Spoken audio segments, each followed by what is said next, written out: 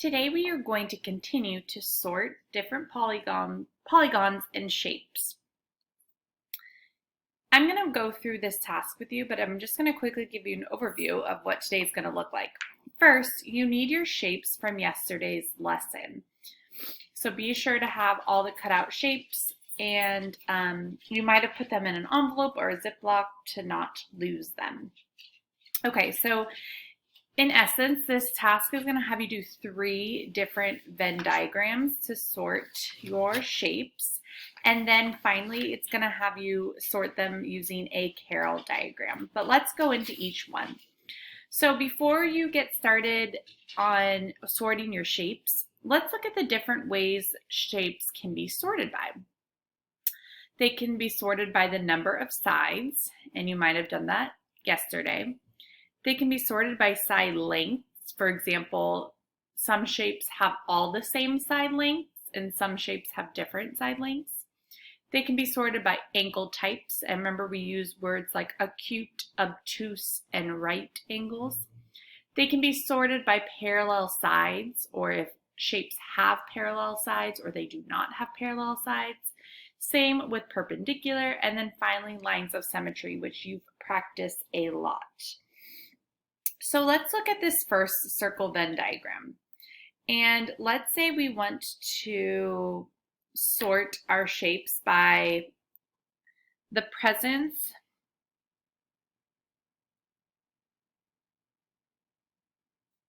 of parallel sides.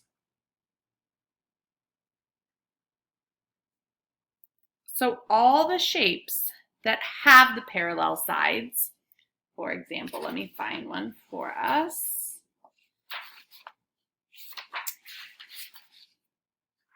Here, 16 has parallel sides.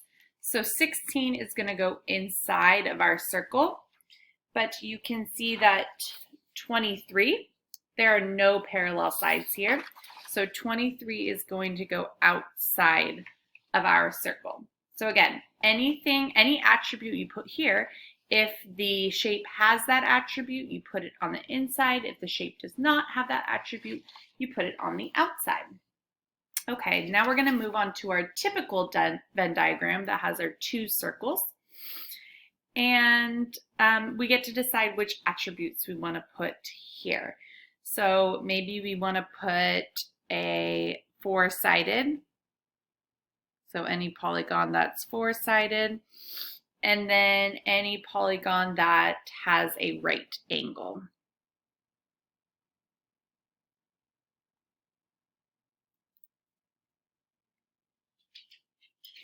Okay, so this is a good example because 20 is 4-sided, 1, 2, 3, 4, but there are no right angles on it. So 20 would go here because it's 4-sided but doesn't have right angle.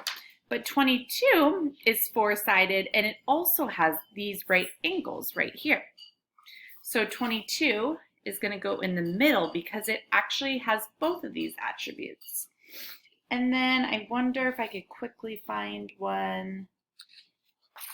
2. Oh, here we go. 6 has a right angle right here, but it is not 4-sided. So 6 would fall in that circle.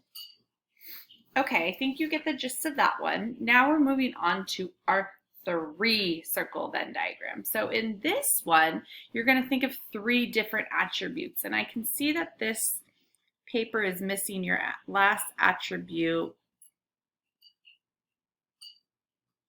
spot. So be sure to include your last attribute there. So maybe you want to do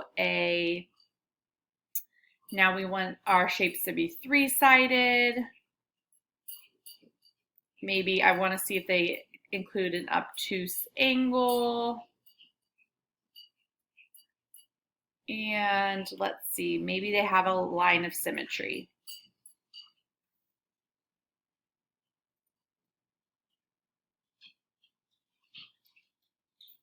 And then I would walk through that same process. I would look at all of my shapes. Do they have any of these attributes? Where do they go in my circle? Here in this center, they would need to have all 3 of these attributes. And then if a shape does not have any of these attributes, remember it goes on the outside of your Venn diagram. Okay, finally, we're going to talk about the Carroll diagram. So remember the Carroll diagram is 2 different attributes, and then whether they have the attribute or they don't have the attribute. Have the attribute and don't have the attribute. So in this box, they have both attributes. In these 2 boxes, they only have one of the attributes, and then in this box, they don't have either. So again, maybe your attribute is 3-sided, and then not 3-sided, and then acute angle,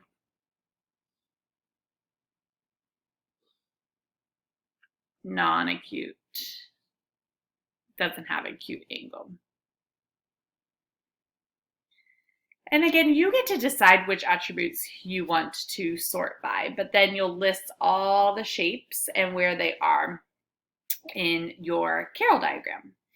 And then finally, there's some reflection questions at the end. After sorting these polygons in a variety of ways, I learned 3 things and then something that you still wonder about. So when you're answering these questions, be sure to look at all of your sortings to give you some idea about some things that you learned throughout all this sorting process. So good luck today.